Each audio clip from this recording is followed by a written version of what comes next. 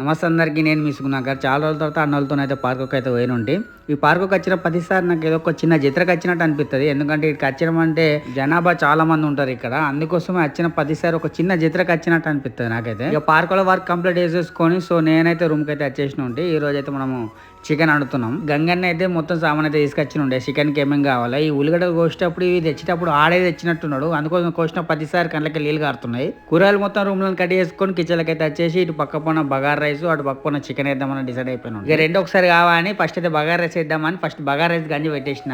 దానికి కావాల్సిన మొత్తం మసాలాలు వేసేసి తగినంత వాటర్ పోసేసుకొని నానబెట్టుకున్న బియ్యం మీదకి వాడేసి పక్క పోన చికెన్ అయితే పెట్టేసుకుని ఉంటే ఈ బగార్ రైస్ చికెన్ వచ్చేసి 5గురికి అయితే వంట చేస్తున్నాను నేను. ఈ 5గురికి వంట కావాలి కాబట్టి కొద్దిగా తక్కనే అన్నం పెట్టినుంటే ఎకతక్క కూర అయితే వేయాలా. కూర మరీ వాటర్ అయితే పోయాను. చిక్క వండుదామని డిసైడ్ అయినా. ఒక్కడు అనుకున్నప్పుడు ఎలా ఉన్నా ఏం కాదు కానీ 5గురికి అనుకుంటప్పుడు మాత్రం మంచిగా వండాలని మన తెలంగాణ స్టైల్ అయితే అండే ఉంటే కూర మాత్రం ఎక్సలెంట్ అయింది.